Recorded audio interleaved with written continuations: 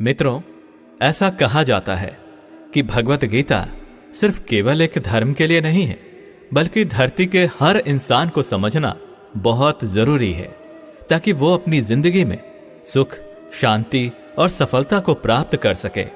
भगवत गीता में कुल 18 अध्याय हैं और इन 18 अध्यायों में कुल 700 श्लोक हैं, जिसके प्रत्येक पंक्ति को पढ़ पाना हर व्यक्ति के लिए मुश्किल हो सकता है।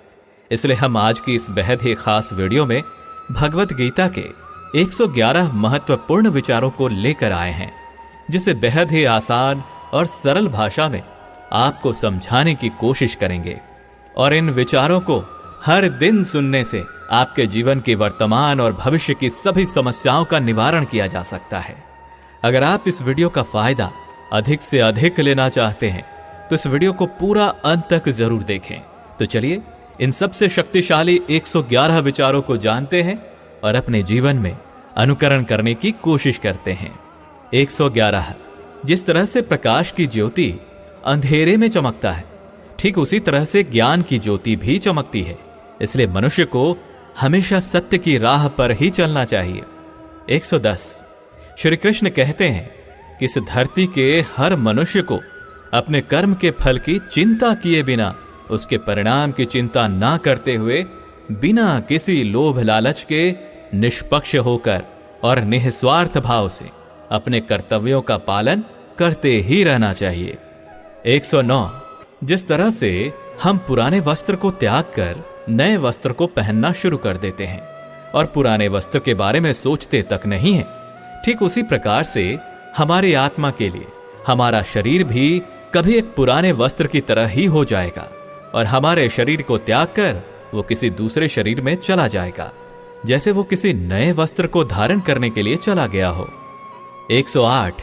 जिस मनुष्य के अंदर ईश्वर में श्रद्धा नहीं होती और साथ ही साथ ज्ञान की भी कमी होती है, उस मनुष्य को जीवन में कभी भी आनंद और सफलता की प्राप्ति नहीं हो सकती। 107। जब कोई समझदार व्यक्ति किसी संबंध को निभाना छोड़ देता है तो समझ लेना उसके आत्मसम्मान को कहीं ना कहीं या कभी ना कभी ठेस अवश्य पहुंची है। 106। हमें छोड़कर कोई अन्य क्या कर रहा है, कैसे कर रहा है और क्यों कर रहा है, इन सभी बातों से हम अपने आप को जितना दूर रखेंगे उतना ही हम खुश रहेंगे और इतना ही नहीं, हमारे मन को शांति भी मिलेगी।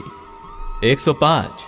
जो दिल से अच्छे हैं, जिनमें दया की भावना है और जो दूसरों की तकलीफों को समझते हैं, उन्हें दोबारा जन्म नहीं लेना पड़ता और मोक्ष की प्राप्ति करके उसकी आत्मा परमात्मा में लीन हो जाती है। 104। मोह उसी पर करें जिस पर आपका अधिकार है, और जिस पर आपका अधिकार है ही नहीं उसका कभी भी मोह नहीं करना चाहिए। 103। प्रबुद्ध व्यक्ति अर्थात जो जानकार है या जागृत है, उनके लिए कचरे का ढेर, पत्थर और सोना सभी एक जैसा ही होता है। 102। आपके कर्म ही आपकी पहचान है, वैसे तो एक ही नाम के हजारों इंसान हैं। 101। प्रेम सदैव माफी की उम्मीदें रखता है और क्रोध सदैव माफी को सुनना पसंद करता है। 100। विषय के बारे में सुनने से मनुष्य को आसक्ति होती है, इससे उनमें कामना की इच्छा पैदा होती है और कामनाओं में अड़चनों के होने से क्रोध की उत्पत्ति होती है। 99। जो व्यक्ति हमेशा संदेह करते हैं, उनके लिए प्रसन्नता ना तो इस लोक में है और ना ही किसी और जगह। 98। कर्म वो फसल है जिसे प्रत्येक मनुष्य को किसी भी हाल में काटना ही पड़ता है।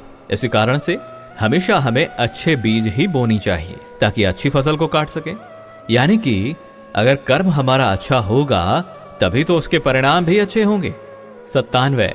जो भी होने वाला है वो हर हाल में होकर ही रहेगा और जो नहीं होने वाला है वो कभी भी नहीं होगा। ऐसा ज्ञान जिनके बुद्धि में होता है वो कभी भी परेशान नहीं होते। 96। अच्छे कर्म करने के बाद भी लोग आपके बुराइयों को ही याद रखेंगे, इसलिए समझदारी इसी में है कि लोग क्या कहते हैं हमारे बारे में उस पर कभी भी ध्यान नहीं देना चाहिए और अपने कर्म को पूरा करना चाहिए। 95। जितना हो सके खामोश रहना ही बेहतर है, क्योंकि ये आपको तो जानना ही चाहिए कि आपकी जुबान ही आपसे सबसे ज्यादा गुनाह करवाती है। 94। भगवत गीता में श्री कृष्ण जी अर्जुन से कहते हैं कि हे अर्जुन, मेरा परम भक्त जो हमेशा मुझे याद करता है और एक चित्त मन से मेरी पूजन करते हैं, उन भक्तों के कल्याण के लिए जिम्मेदारी मेरी ही है। जो भी भक्त मेरे भक्ति में श्रद्धा नहीं रखते वो मुझे प्राप्त नहीं कर पाते, इसलिए वो जन्म मृत्यु के भौतिक मार्ग में फंसे ही रह जाते हैं। 92, जो व्यक्ति आपके शब्दों को महत्व नहीं देते हैं उनके लिए मौन बने रहना ही सबसे बड़ा उत्तर है।